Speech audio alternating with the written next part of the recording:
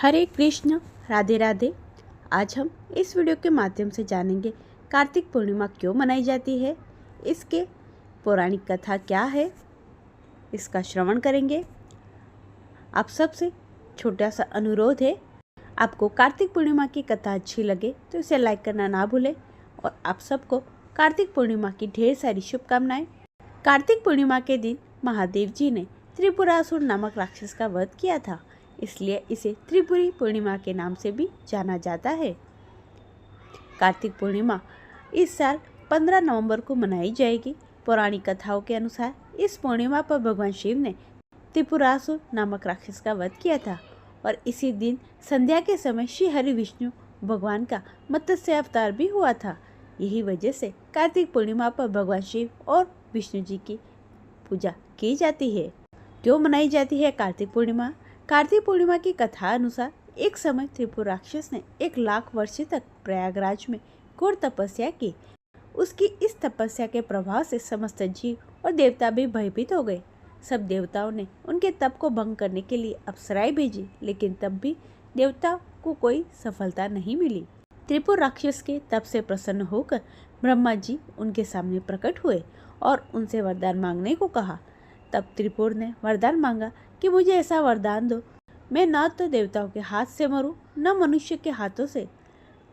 इस वरदान को पाते ही त्रिपुर निडर हो गया और उसने सभी पर अत्याचार करना शुरू कर दिया और त्रिपुर ने कैलाश पर्वत पर भी चढ़ाई शुरू कर दी। इसके बाद भगवान शंकर ने त्रिपुर का व्रत कर दिया। त्रिपुर के वध से देवता खूब प्रसन्न हुए और उन्होंने कार्तिक पूर्णिमा पर दीप जलाकर दिवाली मनाई। कार्तिक पूर्णिमा की व्रत कथा। कार्तिक पूर्णिमा की कथा के अनुसार तारकासुर नामक एक राक्षस था, जिसके 3 पुत्र थे, तारकक्ष, कामलाक्ष और विदुन्माली। तारकासुर ने हर जगह आतंक मचा रखा था, जिससे परेशान होकर देवताओं ने भगवान शिव से उसका वध करने की प्रार्थना की।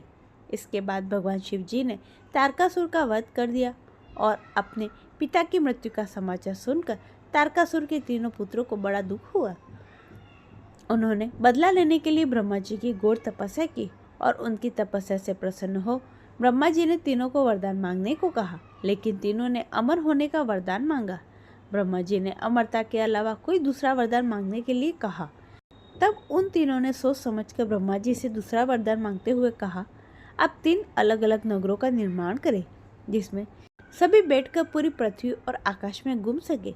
1000 साल बाद जब हम तीनों के नगर मिलकर एक हो जाए, तो उस समय जो देवता तीनों नगरों को एक ही बाण से नष्ट करेगा, वही हमारी मृत्यु का कारण बनेगा। इन तीनों की नज़र में ऐसा कर पाना किसी के लिए संभव ना था। ब्रह्मा जी ने यह वरदान दे दिया और इसके बाद तीनों नगरों की स्थापना की गई। तारकाक्ष के लिए सोने का, कमला के लिए चांदी का, तो विदुन्माली के लिए लोहे का नगर बनवाया गया। इसके बाद तीनों ने मिलकर तीनों लोकों पर अपना अधिकार जमा लिया। इंद्र समेत सभी देवता इन तीनों राक्षसों से भयभीत हो गए, जिसके बाद सभी भगवान शंकर की शरण में गए।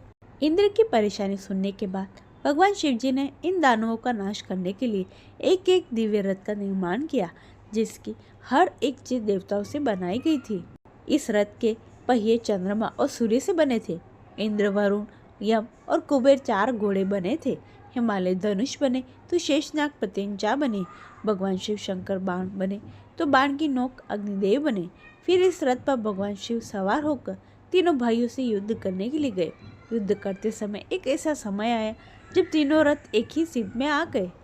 उसी समय भगवान शिव ने अपने बाण छोड़े, तीनों का नाश कर दिया। इस वध के कारण भगवान शिव त्रिपुरारी कहलाए। यह घटना कार्तिक पूर्णिमा के दिन घटी थी, इसीलिए कार्तिक पूर्णिमा को त्रिपुरारी पूर्णिमा के नाम से जाना जाता है।